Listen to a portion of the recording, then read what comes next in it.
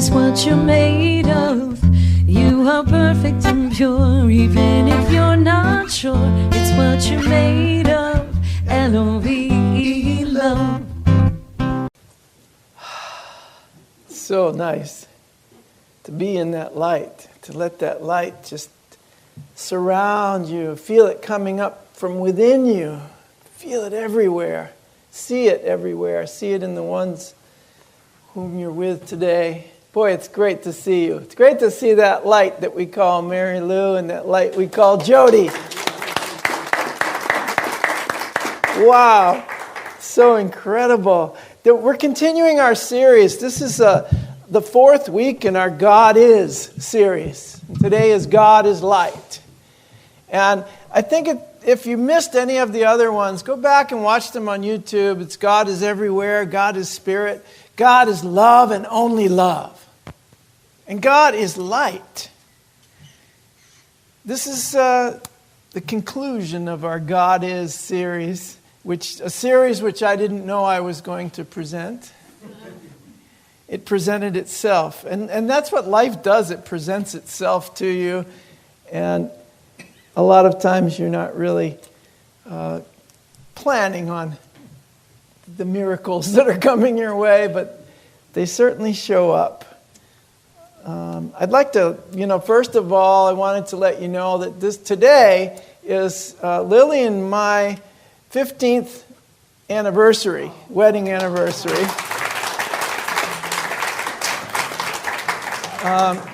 And she went off on a healing adventure this morning. So we want to just keep her in our thoughts and prayers all through this day. I can remember not too long ago we were planning on going to the Azores. That didn't happen, obviously. So here we are. And I'm grateful to be here in the light with you and talking about God as light. I want to take an in-depth look at God as light today. And more definitively, God is energy, divine energy, that kind of light. The term light is mentioned 270 times in the King James Bible. But I didn't think that was enough. It's mentioned 498 times in the Course in Miracles. And light is the closest term that we have for defining God in a way that human beings can deeply understand.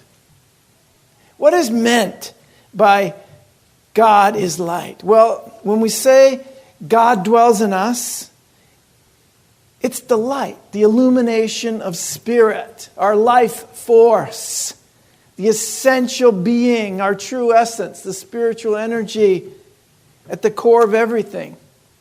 That's what dwells in us. Charles Fillmore said concerning light, the inner light, is the illumination of spirit resident at the center of every person's being. Every person has the light at the core of your being. And our job is simply to uncover it, to let it shine, to be that light. And to know that if we're not doing that, it's an opportunity for us to look at the blocks that we're placing between our expression of the light and the core of that light. Because it's there. It's there in the same measure it was in anybody, in Jesus or Buddha or Lao Tzu or anybody, any teacher that you follow or listen to, or any beautiful person that you know. It's in the same measure in you that it is in them. And it's our job at Unity to bring that out, to acknowledge you. That's why we always say, we love you, we bless you, and what? We see the Christ or the light in you. Christ light, divine light. I love it. Because now that gives me something I can experience. So we're not actually talking about physical light. We're talking about the light of consciousness, the light of spirit. Physical light is a form of electromagnetic radiation, if you want to look at it. I was thinking of Chuck when I was researching all this. He gave me a book on quantum physics. And the first thing it does is describe light. And I didn't understand any of it. And I love it. I love the fact that I can look at it and it looks like Chinese. Have you ever seen a language you don't speak? You know, Chinese or maybe Russian or Polish, whatever it might be. You look at it, it doesn't mean anything. But if you learn what those symbols mean, and you follow, if you can follow a thought, if you can get a word and another one, you can get a sentence. It starts to make sense to you. And that's your brain is just been trained by you in certain ways to only see certain things. There's trillions of bits of information available to you, and you pick out about 3,000 to 5,000. This little tiny bit. Okay, I'm going to look at a timeline. Here's what you look at from morning to night, this little timeline of information. This whole room is available to you, but you're focused on this. You're just focused on that. Usually has to do with eating, sleeping, the body and time. It's really just, that's what we're dealing with. What does the body have to do today? And time. How much time do I have to do it? And that's the little bit of information that you let into your consciousness.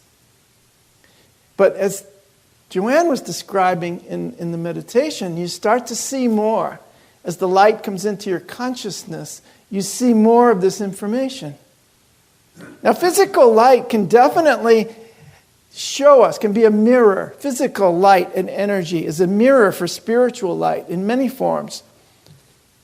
It's the source of energy coming from the sun, which makes life, physical life in the body possible on earth. Without the sun, wouldn't be happening. Physical light makes photosynthesis possible. It makes reflection and refraction possible. This kind of energy can exist both as a wave and a particle. It's the only thing. Light is the only thing that can do that. It can be both. But it's still only the manifestation of the light of spirit. The light of spirit is the source of that physical light. Someday that sun's going to supernova. It's going to go out. And this kind of life that we're experiencing now is not going to be possible. But there must be something in you that's greater than that.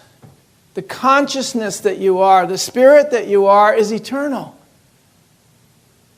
It lives on a different kind of light altogether. Divine energy. If you can contact that within yourself, at the core of your being, remember, it's the spirit that's resident at the core of every being, your being. That spiritual light. It illuminates your being. That's your real life. And that's what we have always called God. The light of spirit. That's what I want to talk about. Spiritual light is universal energy. It's divine intelligence, which resides at the core of everything, and it's the ground of all being.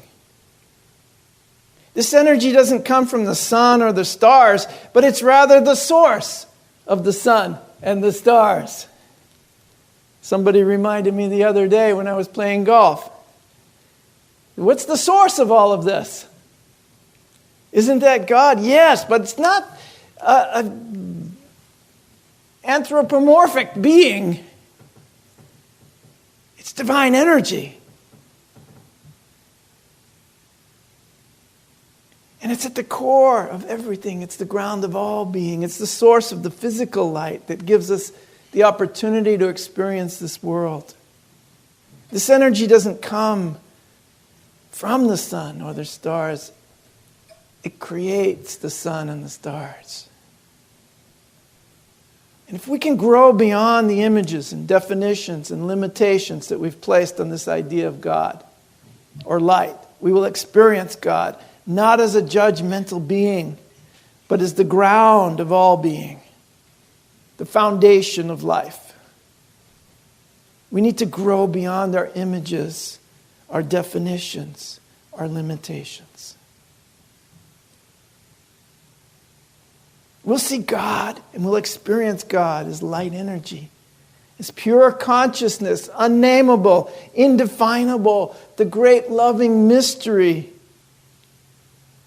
And then we can dive into it rather than seeing it as a stern authority outside of us that we have to obey in order to have some future experience of heaven. I want to be able to experience that divine energy here today, every day of my life. That's what we call heaven on earth. The awareness of this essential life force. It's ever present. Ellen Davenport said something great in her book, The 5 Principles. I've been using it all throughout this series. And she says, all that is, the energy we call God cannot have any boundaries. It cannot be limited to those definitions that we have or our images. An eternal life force cannot be an entity or a supreme being with opinions, with judgments. God simply is the source of all energy. It is that energy. So again, light is the best term we have for describing God as human beings. It's the best term we have to understand and to share our experience of the divine, both within us and all around us. Light is the one thing that can be both immanent and transcendent at the same time. Just as physical light can be the wave and the particle. Spiritual light, immanent, here now, transcendent, everywhere all the time. Beyond my imagination, beyond my definitions. But it's immanent. At the same time, it's here now within us. And we can experience it. Just have to have the desire. Maybe all the stuff that's going on in the world right now and everything that you're going through or everything you think the world needs to go through is just here to show you that you can experience something different. That you want something different. That I don't want this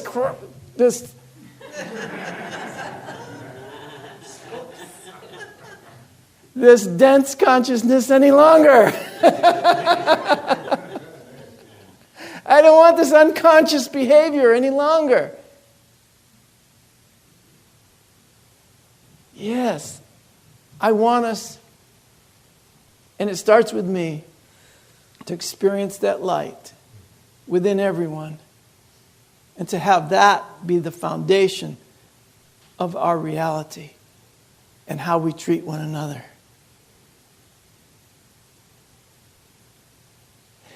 This light that I'm talking about is not a classic object-like particle or ripple type wave on the ocean. Physical light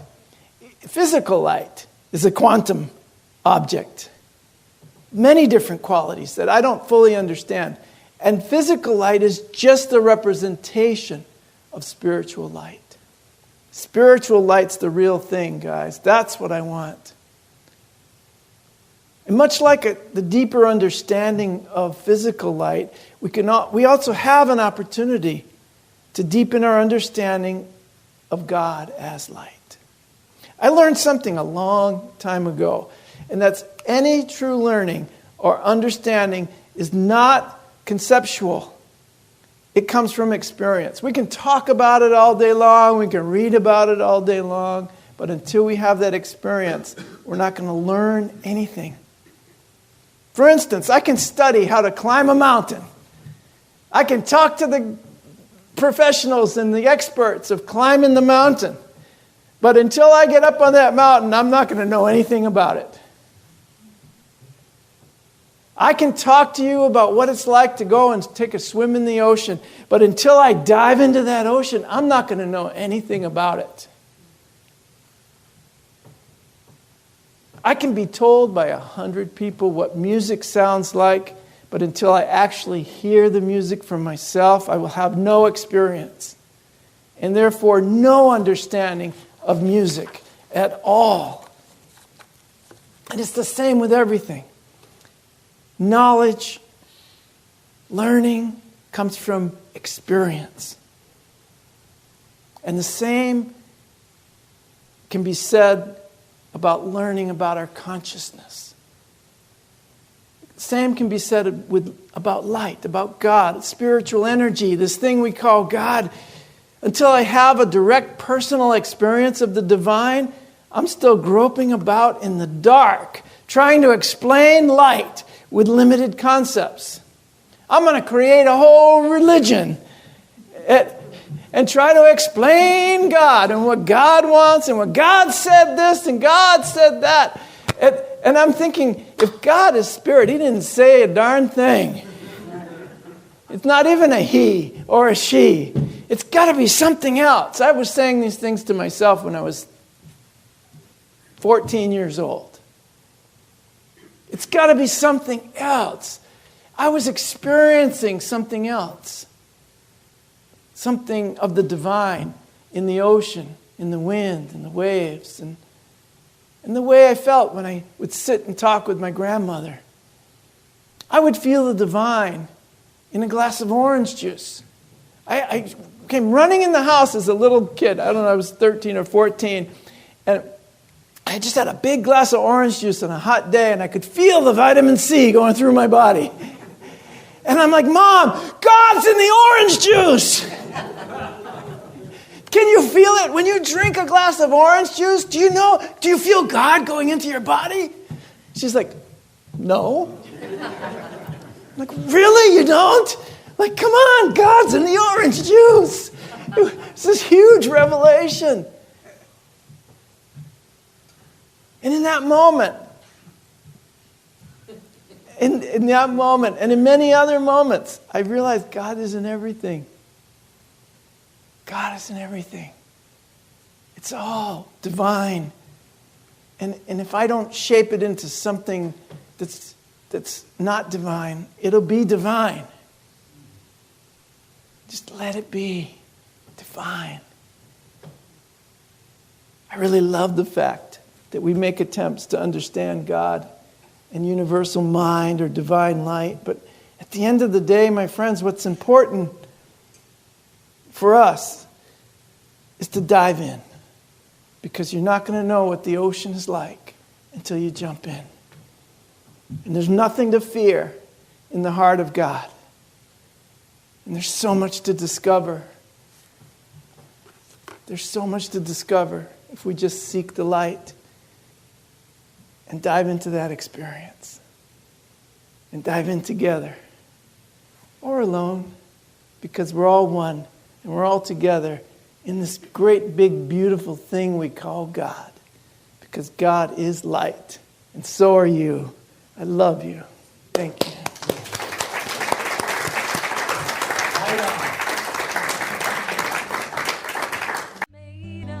You have been watching the message from our Sunday celebration service here at Unity on Cape Cod, providing a positive path for spiritual living. Please join us every Sunday morning at 10 a.m. at 147 Walton Ave, Hyannis, Mass.